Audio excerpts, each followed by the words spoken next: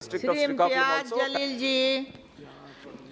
अध्यक्ष महोदय जी, हमारे स्पोर्ट्स मिनिस्टर, स्टेट मिनिस्टर दोनों भी यंग है, यकीनन उम्मीदें हमारी ज़्यादा बढ़ जाती है।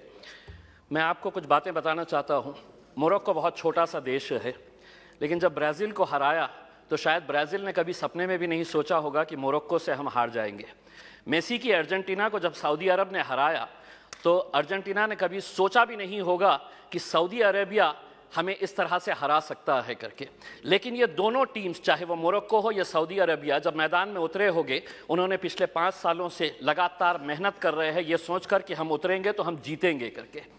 हमें 135 करोड़ की आबादी वाले देश के अंदर हम लोग क्या कर रहे थे उस वक्त? हम टेलीविज़न के सामने बैठे हुए थे और हम ताली बजा रहे थे। खिलाड़ी कोई और था मैदान के अंदर, लेकिन हम खुश हो रहे थे कि देखिए कितना अच्छा गेम हो रहा है करके। उसमें हमें अफसोस इस बात का होना चाहिए कि 135 करोड़ की आबादी वाले देश के अंदर हमने 11 फुटबॉल खिलाड़ियों को तैयार नहीं किया। उस दिन सारे देश ने इस बात का चिंतन किया और हमने भी सोचा, यकीनन आपने भी सोचा होगा कि कहीं ना कहीं कुछ हमारी खेल नीतियों के अंदर कुछ बदलाव लाने की ज़रूरत है, वरना 135 करोड़ देश की आबादी अगर हम एक टीम तैयार नहीं कर रहे हैं तो कुछ ना कुछ कहीं ना कहीं गलत हो रहा है। इस बात का एहसास हुआ है और शायद वही एहसास को लेकर आज हम सभी लोग यहाँ पर इकट्ठा हुए हैं। मंत्री जी, मैं आपसे पूछना चाहता हूँ, यूएस और चाइना ऐसा क्या कर रहा है कि उनके खिलाड़ी मैदान के अंदर उतरते हैं? कोई भी इंटरनेशनल इवेंट जब ऑर्गेनाइज होता है तो उनके खिलाड़ी गोल्ड ऐसे ही हंसते हंसते लेकर चले जाते हैं। हम एक गोल्ड अगर लेके आ जाते हैं तो पूरा देश सेलिब्रेट करता है, बल्कि प्राइम मिनिस्टर ले लीजिएगा, पूरे मिनिस्टर्स ले लीजिएगा, पूरे चीफ मिनिस्टर्स उसका जश्न मनाते हैं, जबकि हमारे पास पोटेंशियल इससे ज्यादा है। कहीं ना कहीं हम कुछ ऐसा नहीं कर पा रहे हैं वो कर रहे हैं करके। वो क्या कर रहे हैं? तो वो बचपन से ही अपने खिलाड़ियों को आइडेंटिफाई कर रहे हैं, कौन हमारा खिलाड़ी कौन से खेल के अंदर है, और उसके बाद पूरी जिम्मेदारी उनके स्पोर्ट्स एसोसिएशन, फेडरेशन और वहां की सरकार उठा रही है। हमें मंत्री जी हमारे शॉर्ट टर्म गोल्स और हमारे लॉन्ग टर्म टारगेट्स क्या होने चाहिए, इसको आइडेंटिफाई करने की ज़रूरत है। मंत्री जी, मैं आपसे अनुरोध करना चाहूँगा, एक सर्वे करवाइएगा पूरे देश के अंदर कि कितने ऐसे स्कूल से है कि जहाँ पर स्पोर्ट्स टीचर्स मौजूद है। पूरे देश के अंदर, चाहे वो प्राइवेट स्कूल्स हो या गवर्नमेंट स्कूल्स है, स्पोर्ट्स टीचर्स कितने स्कूल्स के अंदर है। एक सर्वे करवाइएगा कि कितने स्कूल्स के अंदर प्लेग्राउंड्स मौजूद है। एक सर्वे करवाइएगा कि अगर ग्राउंड मौजूद है तो स्कूल के अंदर क्या एक फुटबॉल है, एक क्रिकेट का किट है, एक रेसलिंग का मैट है, क्या वहां पर बास्केटबॉल के लिए कोई सुविधा है। एक सर्वे करवा लीजिएगा पूरे देश के प्राइवेट, और तब आपको पता चलेगा कि हम लोग अगर खेलों के अंदर पीछे है तो इसकी वजह क्या है।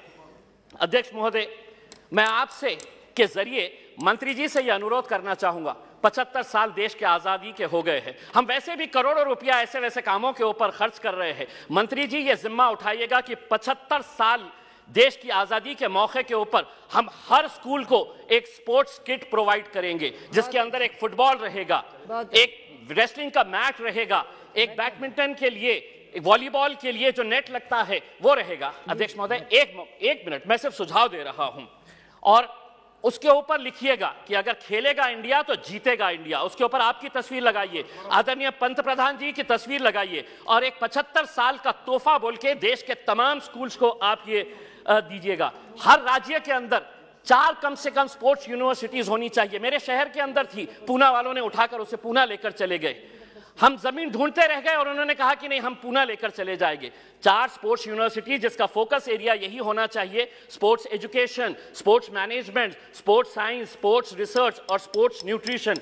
मैं मंत्री जी आपको बताना चाहता हूं, औरंगाबाद के अंदर एक स्पोर्ट्स अथॉरिटी ऑफ इंडिया का साई का एक्सीलेंसी सेंटर है। आज तक करोड़ों रुपया आपने खर्च किए हैं उसके ऊपर, लेकिन कोई भी एक इंटरनेशनल लेवल का वहां पे इवेंट ऑर्गेनाइज नहीं किया गया है। आप खेलो इंडिया के जरिए आप अंडर 17 के टैलेंट को आप आइडेंटिफाई करते हैं, हम उसका स्वागत करते हैं। उसी तर्ज के ऊपर अगर स्कूल गेम्स फेडरेशन, अध्यक्ष सिर्फ एक minute, school games federation of India को यह जिम्मेदारी देते हैं कि आप अंडर 14 के जितने भी टैलेंट है उसको आइडेंटिफाई करिएगा। दूसरा, सबसे जाते जाते सिर्फ ये कहना चाहूंगा, भारतीय जनता पार्टी के एक एमपी है बृजभूषण सिंह जी, वो खुद एक पहलवान है। अगर वो रेसलिंग फेडरेशन ऑफ इंडिया के प्रेसिडेंट है तो हम उसका स्वागत करते हैं, लेकिन जिसने कभी जिंदगी में कोई एक गोल नहीं किया वो फुटबॉल एसोसिएशन का प्रेसिडेंट, जिसने कभी क्रिकेट बैट नहीं पकड़ा वो क्रिकेट एसोसिएशन का प्रेसिडेंट हो गया है। इसीलिए हम आपसे अनुरोध करेंगे, एक नियम बनाइए, राजनेताओं को खेलों से दूर रखिएगा, तब जाकर हमारे खिलाड़ी